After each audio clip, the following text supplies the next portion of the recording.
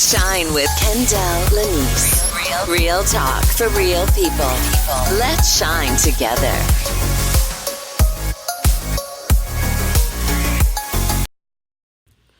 Well, hello. Happy Wednesday. If this is your first time tuning in, this is Shine with Kendéll Lenice.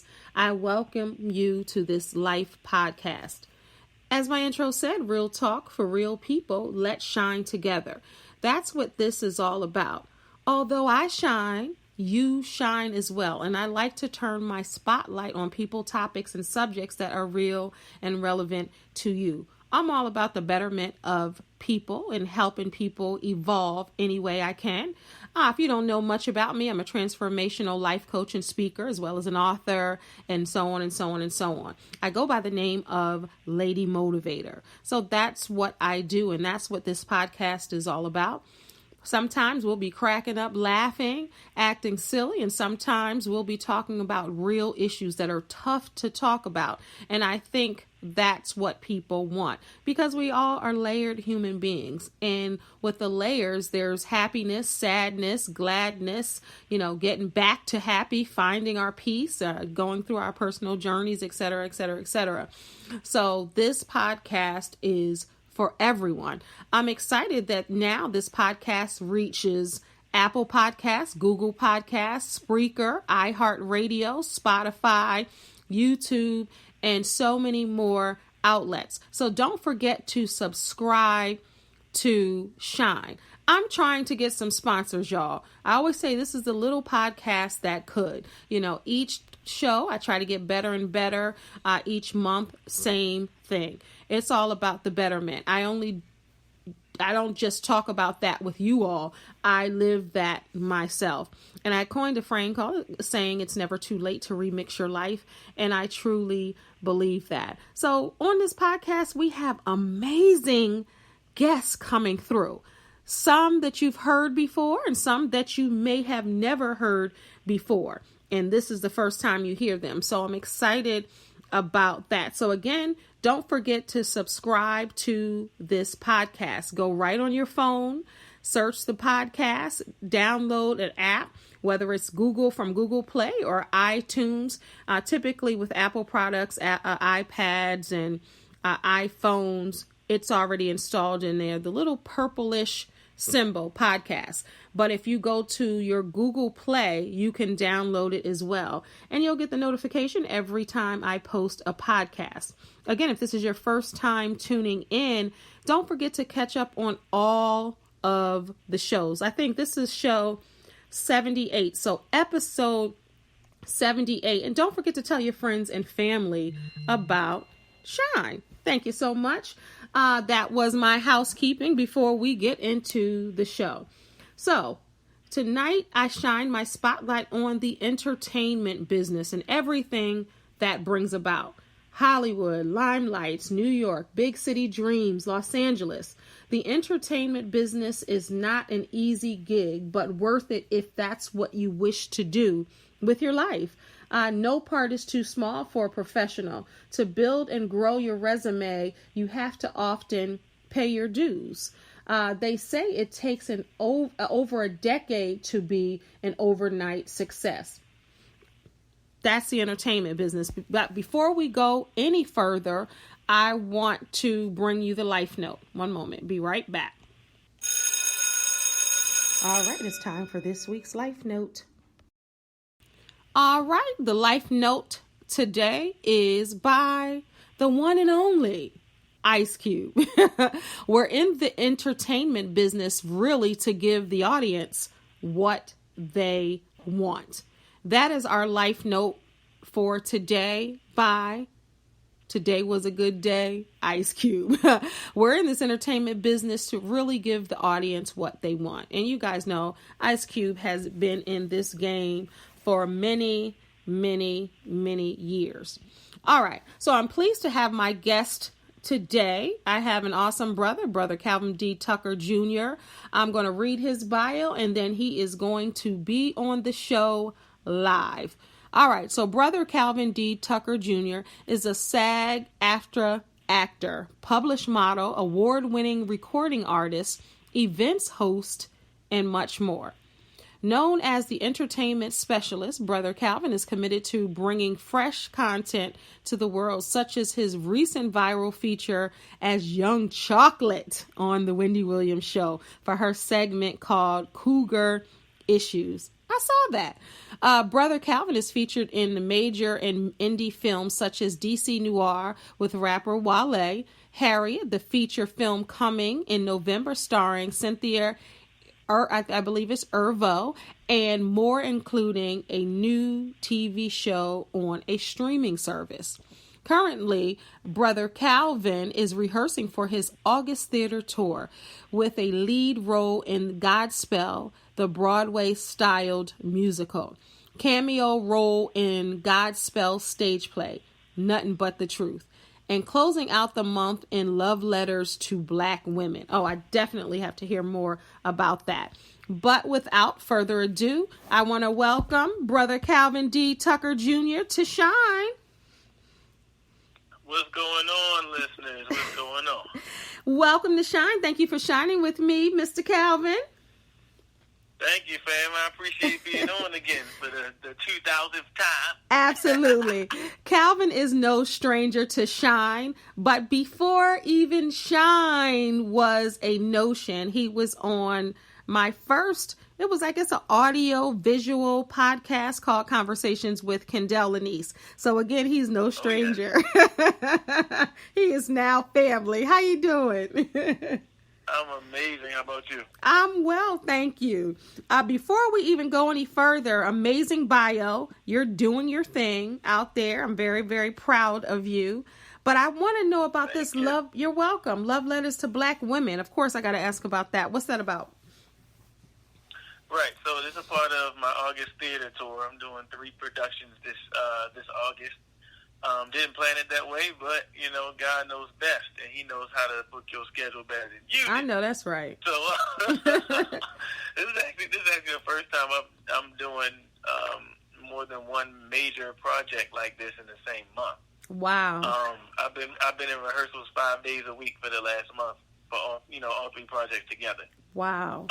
But Love Letters to Black Women is a monologue-based production by Rosalind Gaines, and she's an incredible writer. Oh, I know who that is. I'm not even sure of the origins of how it is, because it's very deep, as she's describing to us in rehearsals, and as she's getting us into character, she's revealing certain things. And so I don't know what kind of work she does, but in some of her career, she has interviewed men and talked to different men about their frustrations about Black women and their passion for Black women, what they regret about past relationships with Black women. And so this whole production is called Love Letters to Black Women. So we go through different phases. And I don't want to give away too much, but it's not all love. You know, some of them are, frustration thoughts. Yeah. You know what I'm saying? And it's different moods that men have in reference to Black women. But it all boils down to a tribute to our Black queens. So is this all Black? Proud to be a part of it. It's amazing. So it's not monologue in your typical sense where it's just like a bunch of people back to back just getting up reciting stuff. It's all set to a live band. Wow. We feature women incorporated within some of the monologues and some surprises. Wow. So it's really not your typical monologue-based production. So that's going to be on August 31st in Baltimore. Oh, I definitely have to come to that. Calvin, remind me of that. I definitely have to get a ticket to see that. That sounds amazing. So is the cast all men? Yes. The main cast is men. Like I was saying, the women will be featured in this one as support.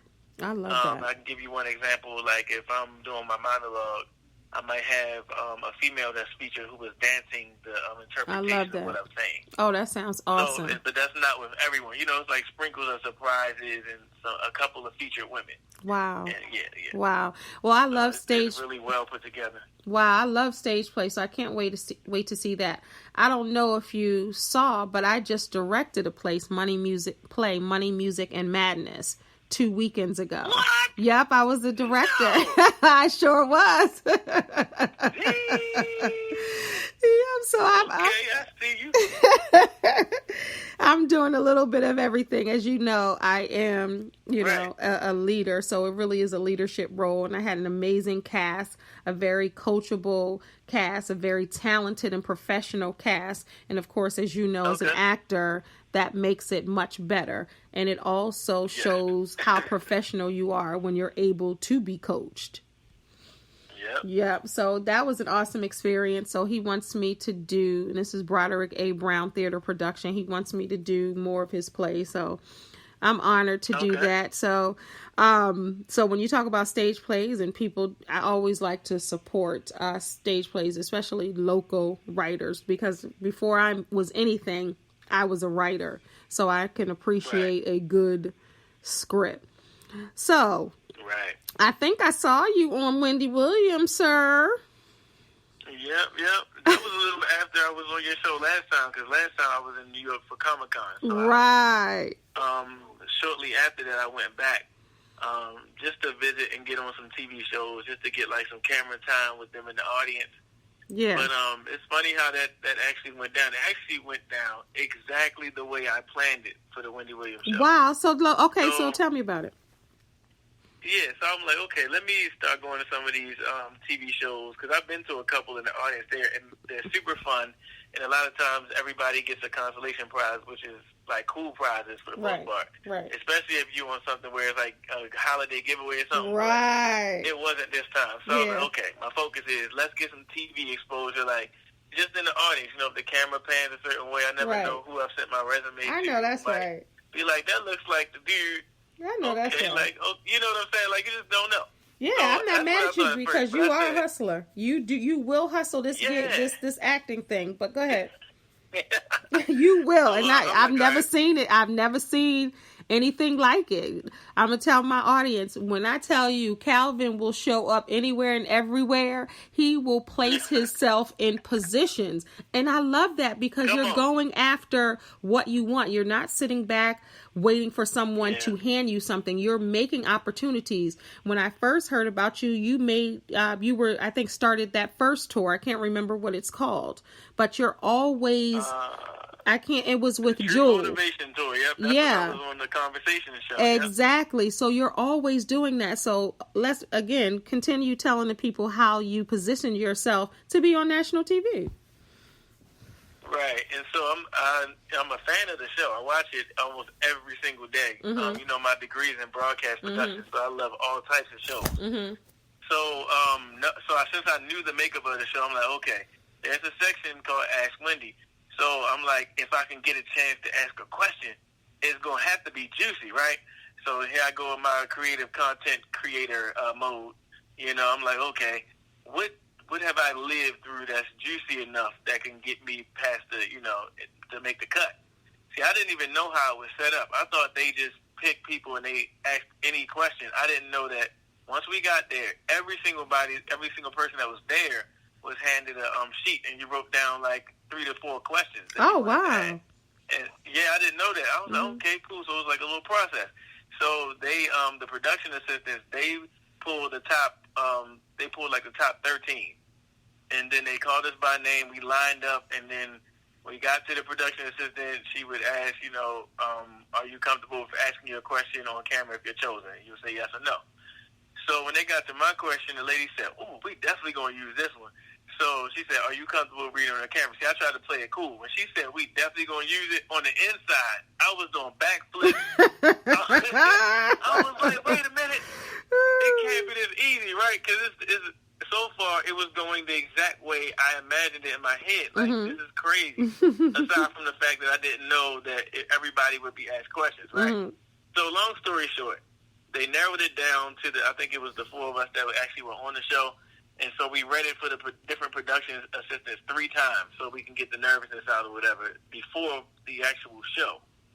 So when we got so basically my story it's not a lie. It's just, I didn't want to put the real story out in its exact form to put anybody out. Gotcha. You know what I'm saying? Like, I don't want to embarrass anybody or be cruel or anything. Right, exactly. So I'm always being hit on by much older women. And at that time, it was way more prevalent.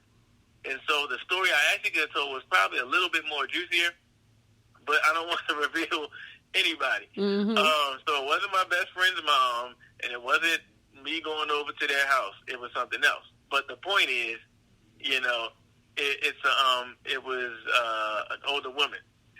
So when I read the question, if you watch the video, you know, I was so nervous because I was an out of body experience because it was happening, and I couldn't believe it, even to the point where I'm standing next to her. I still can't believe it, right? So, and I was bouncing two end conclusions of my story around before I, you know, actually said it, because I didn't make up in my mind how I was going to end the story up until the point when I got up.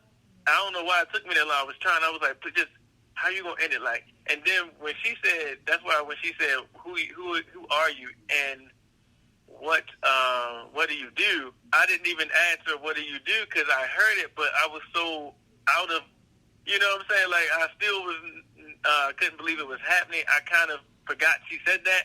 And then I was like, well, what if she catch me and call me on and be like, no, that's not what happened? I was like, so much can happen right now. And that's why I stuttered. I was like, he sent me the text and I went over there and he wasn't there. I was like, oh no, she wasn't there. So it was a lot going on in that moment, but it was amazing because it went down exactly the way that I planned. Wow. I got on national television. It went viral.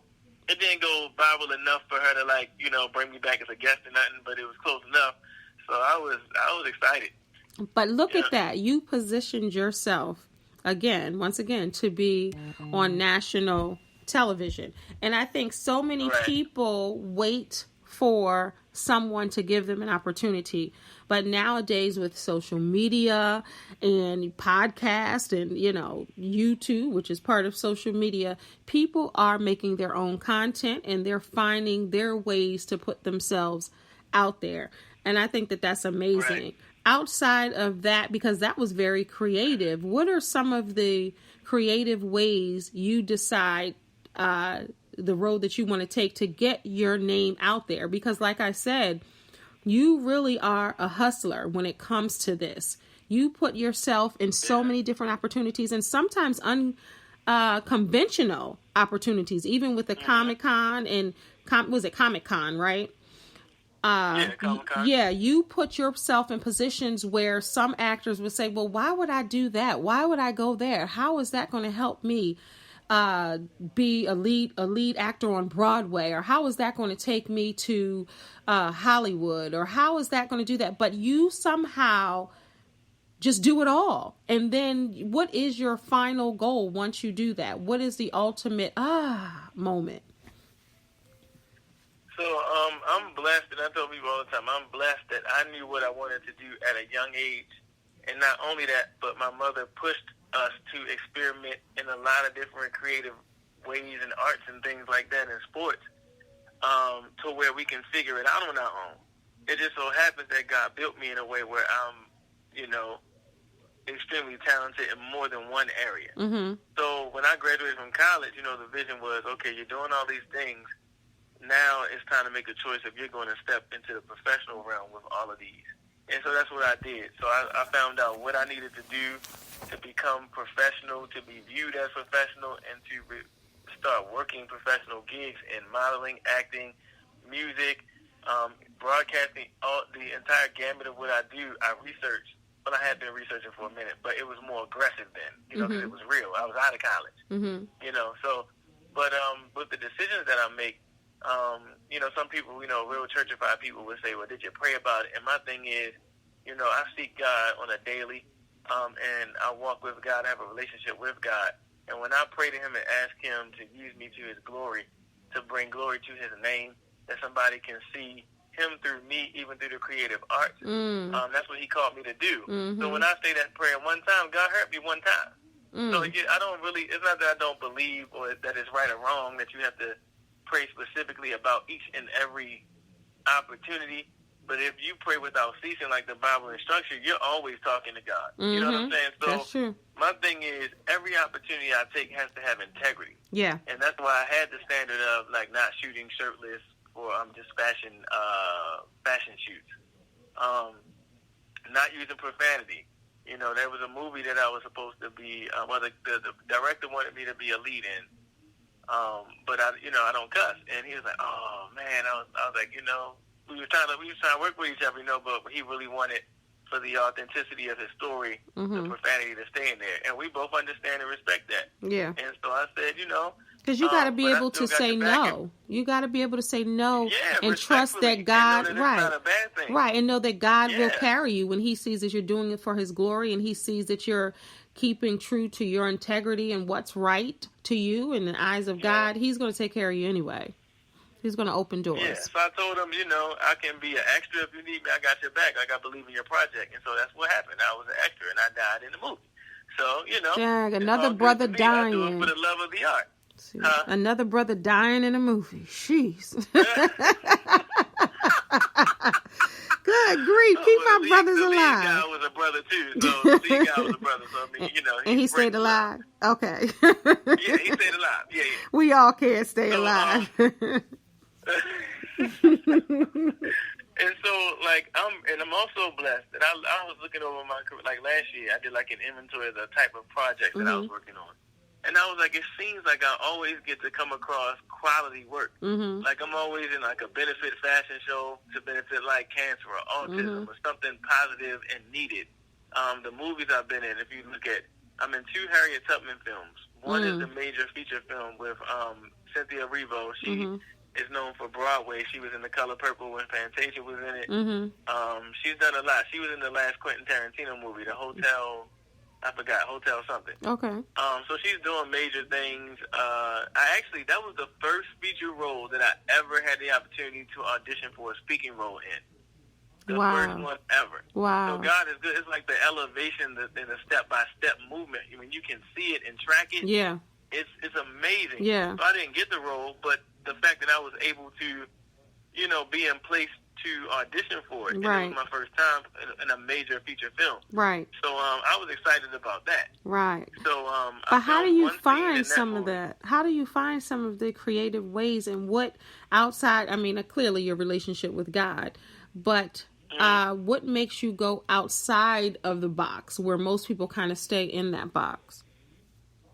I think maybe some things that are seen as out the box for me may not be out of the box because I'm in so many fields. For example, Comic-Con is not out the box for me only because promo modeling is what it's called. It falls under either live exhibition or promo modeling. And so I do that as well. I do that as well. So it's like when you do car shows and you hand out flyers or give out prizes. Right. All that's under communications and under modeling. I did that when I was young. That's not out the box, really. Yeah. I did that when I was like 18, 19, 20. I did that, promo modeling. So I get what you're saying. Yeah. Because you got to put yourself out there any way you can. Yeah.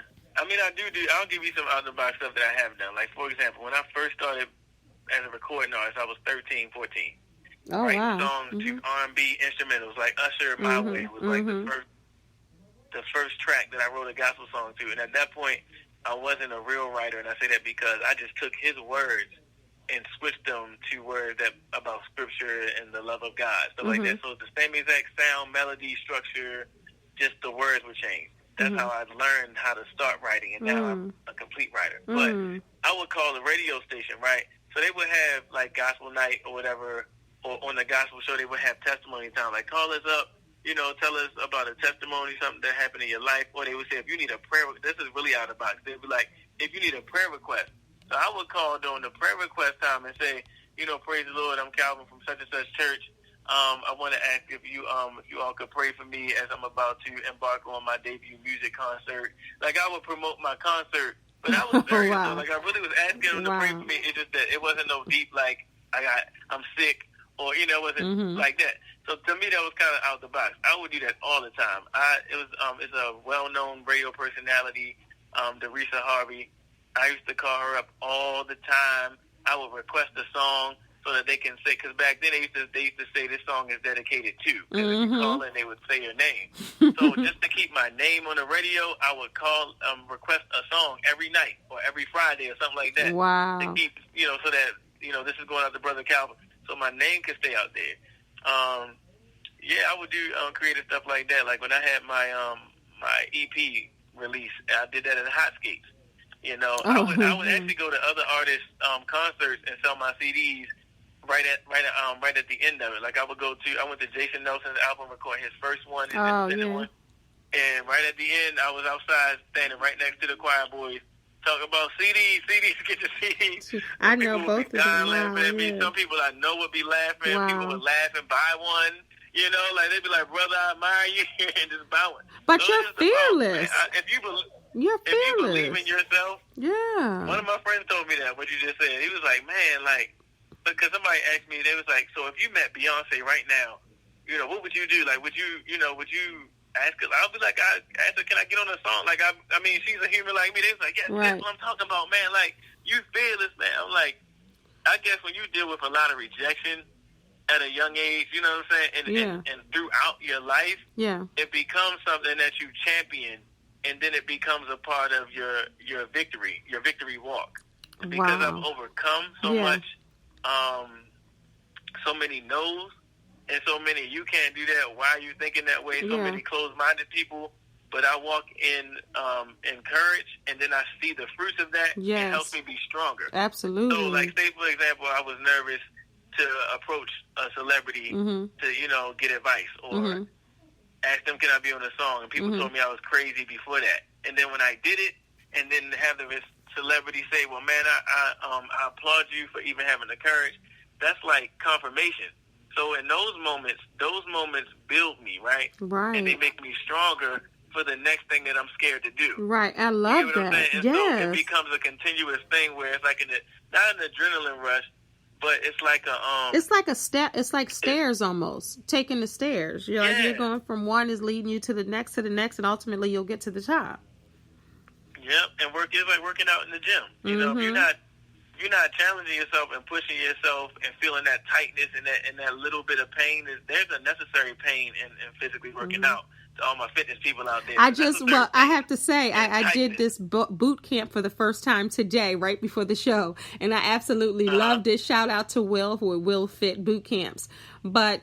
Okay. I get it because I was pushing myself today because this is my first real day back to like disciplined working out.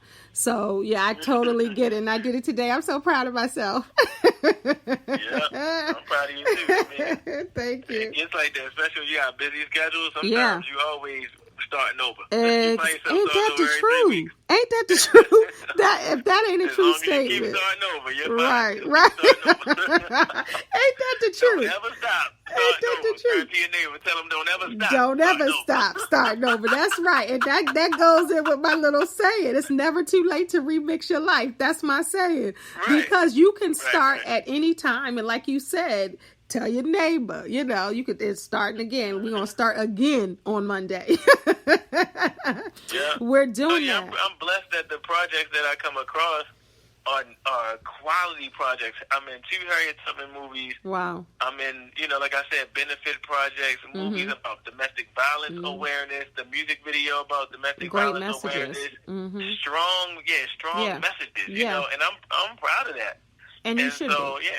You should be. I mean, I'm proud of you for being fearless because there are so many people out there who have a dream, but they're afraid to go after the dream. I always say, people say chase your dream. So, and I don't go with that. I say chase your dreams down like a thief in the night and really grab your dreams. You don't want to just chase them. You want to catch them. You want to be able to experience your dreams in this real world. So I just want to encourage everyone who's listening. If you have a dream or if you have a goal, there's something that you want to do in life, you can achieve that goal or dream, but you can't achieve it without putting in the work. You have to use your intelligence and you have to find ways to go around and through and up, through and down and around the corner to get to your dream. There's not just one streamlined way, cookie cutter way because it worked for someone else. And then when you try that particular thing, quote unquote, and it doesn't work for you, then you give up or you say, well, this may not be my dream. No, but you have to be creative. It's not going to be handed to you. As Calvin said, you have to find creative ways to do it. And truly, you do have to be fearless if there's something that you want to achieve. You can't be afraid. Especially if you know it's your dream. Yeah, you exactly. Have to, because it's not going to not.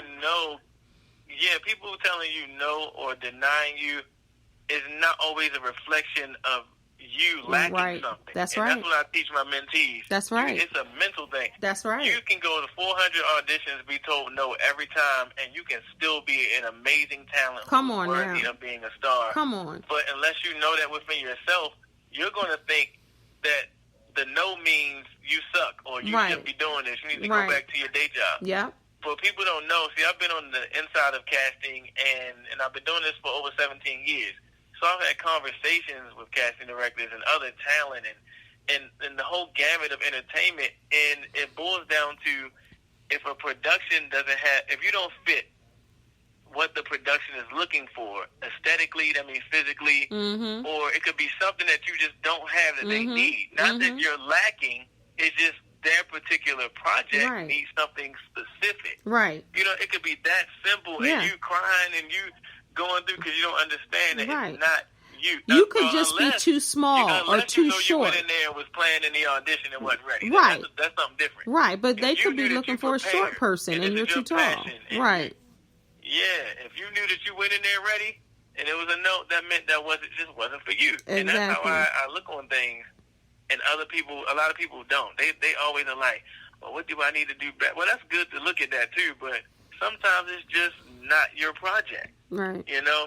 And I like how you referenced, people saying chasing your dream. And as I've grown, I understand that phrase a little different like you. I refer to it as, chase your dreams like catch one, catch all. I don't know what states are listening. We're countries.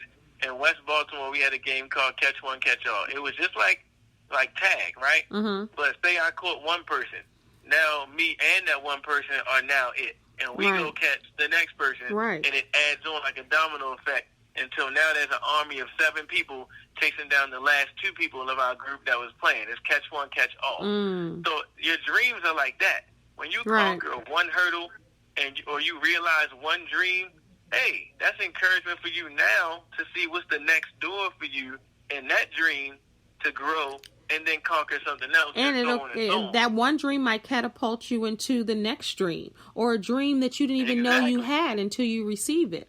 But each situation will connect you to the next situation that will connect you to that situation, whatever it is. So when we talk about acting and modeling and singing in this entertainment business, when they say there are no small roles, I totally agree, because you never know who will see you in that thing that you turn your nose up at and said, hey, I'm too big for that. You don't know who's going to be in the audience. You don't know who's going to be watching television or read your book or what have you. So what do you think about that small role thing? Because clearly I can almost guess you don't agree. You agree. Oh, no, we definitely agree. And it's again, like I teach my mentees, every opportunity, and I learned this, my parents taught us work ethic at a young age. So the work ethic I have in entertainment, I got from retail, working at Hollywood Video, which is my first job. What? Hollywood Video? Hollywood Video, come on. That was the first when I was 16. All right. But the work ethic, it's something that stays in you no matter what lane of business or career you're in. You're so right. And so I teach people when you get an opportunity, no matter what people are telling you, or you may even feel like maybe this is not what the difference is between a national opportunity or a local opportunity. So I get that. You do have to be realistic. However, your integrity should never waver. Never. So when I'm singing at Tyrone's Chicken in the parking lot for a fundraiser, in my mind, I'm at Coachella, or in my mind, I'm on my world tour. Right, that's right. So I treat that opportunity as that. I'm rocking out to 2 people, or I'm rocking out to 2,000 people the same exact way. Hello. And I've always been that way. Hello. I've always been that way. And I feel like that teaches you a lot. And that's how I'm able that also helps you with receiving rejection. Yeah. You have in your mind that you're taking, you have integrity in all your opportunities, and you're a good steward over everything that comes your way, appreciative and grateful. Those no's become, just opportunities for you to gain wisdom on how to move and shake, Yes. And so, yeah. And the more you do it, there are no small roles. Every role is needed. Yes, absolutely. To make the project come together. Absolutely. And the more you do it, the more that you work on your craft, whatever it is, the more you work on your career, you're going to get better at it. And twisted as it is, you're going to get better at receiving rejection, because you're going to get more confident in your abilities and know, hey, I might not just be, like you said, what they need, but it doesn't shake you so much where you quit or you start becoming, down on yourself and feeling like, well, this isn't the job or this isn't what I'm supposed to do. And you twist it all around thinking that the rejection means that you're not good enough. It just means that you are not the person for this one. But what God has for you, you'll always receive it. But he's just not going to hand it to you.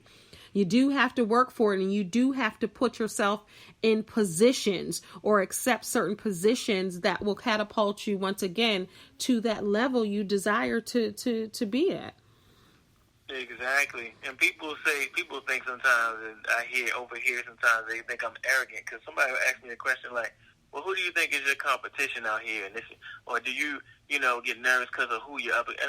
And my response is always the same. See, I'm blessed to look at it from a spiritual aspect. Like you just said, what God has for me and my destiny is already written. Yes. It doesn't, and what's in your destiny is already written. Right. That's so right. The fact that we're at the same audition and we have the same aesthetic, same height, same skin complexion, same voice part does not mean that you and I are competing against each other. Come on. All we're doing is walking up to the door of what might be our destiny, yes. or may not be. Absolutely. You better speak. As simple as that. I have no competition other than myself, and I stand on that. And whatever I do, not because I'm arrogant, but because nobody can take from me what God has destined you for better me that come I don't on. even know. Collection plate. Can somebody pass me the collection plate? Can somebody pass it to me? That's all I'm asking. Okay, hello. I must speak on on Godspell. That's about to open up next Friday, the 9th, 10th, and 11th in Columbia, the Columbia Learning Center. So this Godspell. is very significant for me. Yeah. This is extremely significant for me because I play the role of John the Baptist. And in musical theater, I've always dreamed of Broadway, having the star role or lead role that has some lead singing and stuff like that. And people who know me and that are listening know that I struggle with music theater auditions. I cannot get confident enough in those auditions to give a good one for the Why most is part. that? Why is that? I feel like I'm kind of graduating out of that. It's a monster. Number one, it's intimidating because I can't read sheet music. Okay. And every audition, you have to come in with sheet music. So I've learned mechanisms to practice with YouTube and tracks and prepare ahead of time and go in that way. But before I got to that point, it was a struggle for me. It was a lot mentally, and still it is now. It's like a wave up and down. So for me to have this is my first lead role in a Broadway style musical ever. I've had principal roles, but this is the first one where I have lead vocals. I lead 3 songs, and one of them I lead while doing choreography, which is the epitome of my music dream. The video I have on my tour. I do the Chris Brown Crawl song, and I choreographed that and I sung live. That's like the epitome of how I see myself as a performer. Okay. But, the only thing that was missing was a live band and live singers. Okay. So now on Godspell, it's going to be live singers, choreography, me doing a couple lead songs. We're doing 18 songs all together, so I'm singing and dancing the whole show. Oh, my. I got to check that out, too. When is that? That is next Friday. Okay. Yes, next Friday we're doing 4 shows. What's the date? 1 on Friday, 2 on Saturday, 1 on Sunday. You said the date? Yeah. It's August 9th, 10th, and 11th. Okay. That's August 9th, 10th, and 11th. So he just gave you 2 amazing plays, Love Letters to Black Women and Godspell, if you are in the Baltimore, D.C. area. August 24th in Bowie. In Bowie. So let me give you my website. Just in case you can't remember all that, just remember www.calvinthespecialist.com. So I want to ask. On the homepage. Go ahead. Go ahead. No, go ahead. I was hearing a little delay on the phone. I'm sorry. Mm-hmm. So you can find out everything on the homepage that I was talking about tonight. In case you can't remember all that, www.calvinthespecialist.com. Okay, so we got about 5 minutes left, but I want to. A little birdie told me that you're going to be in the Wonder Woman movie. Is that true? Oh, did a little birdie tell you that? Because Wonder Woman, let me tell you something. Growing up in the 80s, I had my underoos with my Wonder Woman underoos. And I loved me some Linda Carter, Wonder Woman. But is that true? Are you going to be in that movie? Well, my publicist is telling me that I can't say. And it's funny because my publicist is me. But, legally, I'm not trying to get in any trouble. So you don't speak. I'll speak. Audience, I believe he is going to be in the Wonder Woman movie. You didn't hear it from him. You heard it from me. And it's just something told me. God told me. Birdie told me. But it's something that I do know for sure. He can't talk about it, but I can. So look out for that to see if he is in the movie. You saw his picture. See if he's in that movie. It's coming out June 15th. All right. 2020. 2 days before my birthday. Friend, Anwar Shabaz's birthday. Shout out to Anwar. Oh, and mine is 2 days after. 2020. Wonder Woman. All right. Oh, really? Yep, June 17th. Your birthday is 2 days after? Absolutely. That's so the time for your birthday. I know. I'm going to go check that out. But entertainment specialist, we got a couple minutes left. But why, if they don't know by now, why are you called the entertainment specialist? Great question. Let me see if I can speed it up. So, for the most part of my career, my life, if I met someone and they asked, well, what do you do? I would go down this long list of, well, I'm a singer, songwriter, rapper, model, I choreograph, I write songs, I preach, all these things. And what I didn't know is that sometimes it was overwhelming and overload to people. You know what I'm saying? Mm-hmm. So it's almost like, and so I had a friend, Monica Tyson. We graduated from Woodlawn High School together. Shout out to her. She saw that I had quit my job to take the leap of faith in the entertainment industry. She was like, call me. We got to talk. This woman she ministered to me on the phone, and she didn't have to for free because she's an industry consultant, so she gets paid for that. So she makes good money doing that. So she, for free, she just opened up. I think I know who you're talking about. For me. Wow. Yep. So she explained to me that when you come in like that and introduce yourself like that, you can confuse people and make them think that you're not dedicated to, one thing or not serious about a craft because it sounds like you're all over the place. And so although I disagree, I understood what she said. And because she said it that way, it clicked light bulbs off for me. So I said, okay, I'm going to take that knowledge she gave me, restructure, rebrand. So now, as you go through the website, it's strategically structured. Entertainment specialist means that I do a million things in entertainment. So I come in the door, I might say, well, I'm an actor and model, an entertainment specialist. Or I might just say, I'm an entertainment specialist. Then they ask what that is. Then I go into detail. Right. You see, rather than just coming in the door and spitting at people. Right. So that's why my website is laid out. Actor first, page 2 is model. Page 3 is entertainment specialist, which is everything else you need to know of the services that I provide. Right.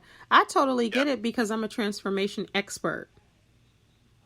And with that, I'm a transformational life coach. I'm a transformational speaker, and so on and so on and so on. And I have an author. Yep, exactly. Certified financial coach and so on and so on. So with many creative people and passionate people and dedicated people, we always do different things. So sometimes people would say, oh, well, you got to choose one or pick one or what's your one.